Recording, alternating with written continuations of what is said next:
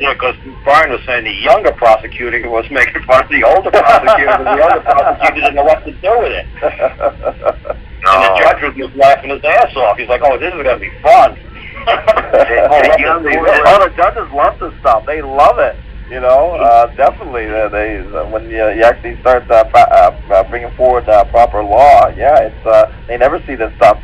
They just see the day-to-day 9 to 5 same old crap every day. And when someone comes in there, well, like I said, I know what scared the bejesus out of Brian, and what kind of made me nervous too, is because Brian told me that his friend had just come out of jail for 4.5 years. Jeez, I know. Yeah, he did. How many years did he spend? 4.5, right? 4.5 years of child. You said 4.5 years of child support, right? Yeah. That's insane. So I knew they were going to throw Brian in. It's like, holy crap, my stuff better be good, or this guy's going to be a little upset that my shit didn't work. It was more than good, and it was but you could have wound up in jail if I was wrong. You see what I'm saying?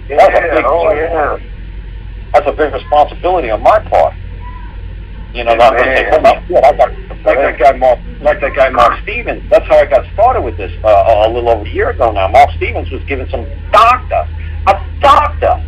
legal advice about how to file his tax return. And I ran in the house and said, holy crap, this guy's insane.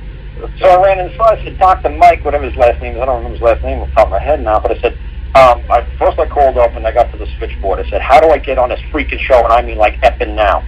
And they're like, what? I said, I need to get on live. I need to get on now.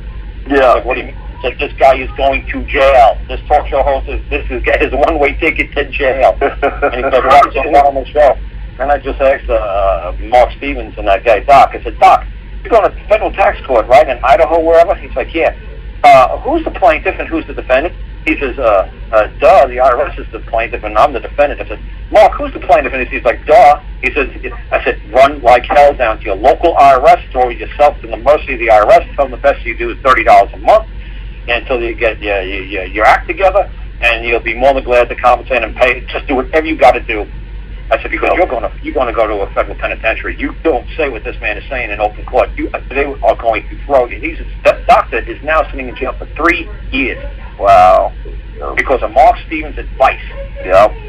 So what I was trying to say is, Mark, Mark, there's a way to just settle the debt with anybody or anything for pennies on a dollar. There's no reason to do this to this poor guy.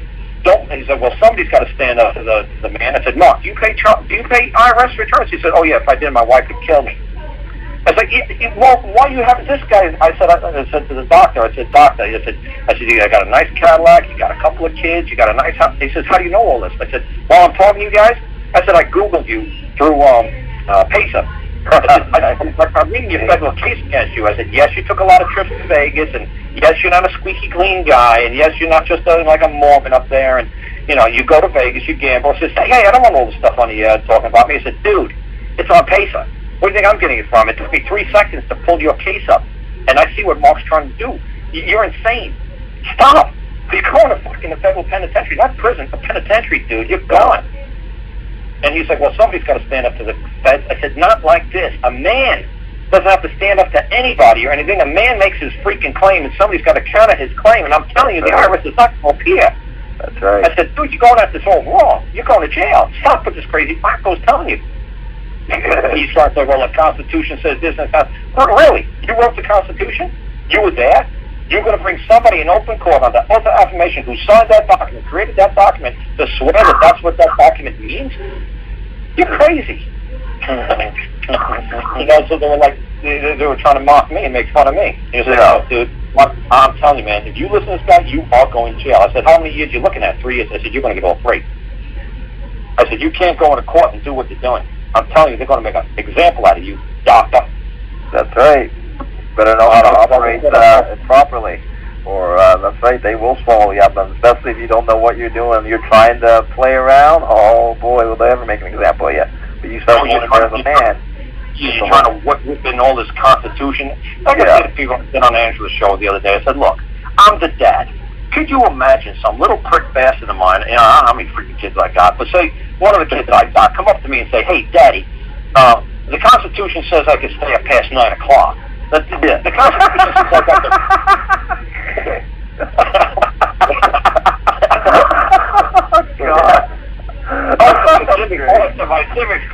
my teacher says I have freedom of speech, so fuck you, old man. Yeah, good luck. I said, how far do you think that's going to go under my jurisdiction, under my authority, under my control? I said, that's the same. I said, why do you all think once a judge gets elected, like Sarah runs for being a judge, or Brian runs to be a judge, or you run to be a judge, and everybody in your community loves you, so they elect you as Mayor McCheese or Judge McCheese, whatever, of your little town. The judges only go to judging school for 3 freaking days. Yeah. So they basically just say, do you know how to be a mom? Do you know how to be a dad? Yeah. Well, those people in front of you, they're your children. If they mouth off to you, put them in timeout. Exactly. They try to whip the Constitution out of you. What would you do if your child said the Constitution to you? You'd laugh at them. You'd say, yeah, okay, Junior. Yeah, okay, Junior. Well, what's the Constitution say now? Really? You got to have anybody come forth and testify in the oath of affirmation that's a true document? Yeah, well, no. Is anybody the signatories of any of that document? Are they going to do that? No. So that's very nice. You believe that that's what it reads, but you know what? You didn't create that damn thing, so who the hell are you to interpret it? That's right. And that's why I tell all these guys who are 40, 50, 60, 70 years old to talk on my show, call me up. As soon as they start whipping out citations, rulings, and precedent, I just start laughing at them. All constitutions, I laugh at them. Lawyers have to use this because lawyers aren't allowed to voice their opinions. They have to voice opinions of superior beings that came before them. The only superior being that came before me was God. Right. And that's all I got to do is convince another man or another woman, another God, that what I'm saying is true. I just got to convince the gods, the other man, the other woman that's in that building. Not the judge, not the prosecutor. Only a man I have to prove I am true to. I don't have to prove I'm true to a fiction. That's right. I'm like I said, it's like go ahead and argue with God and see how far that's going to get you.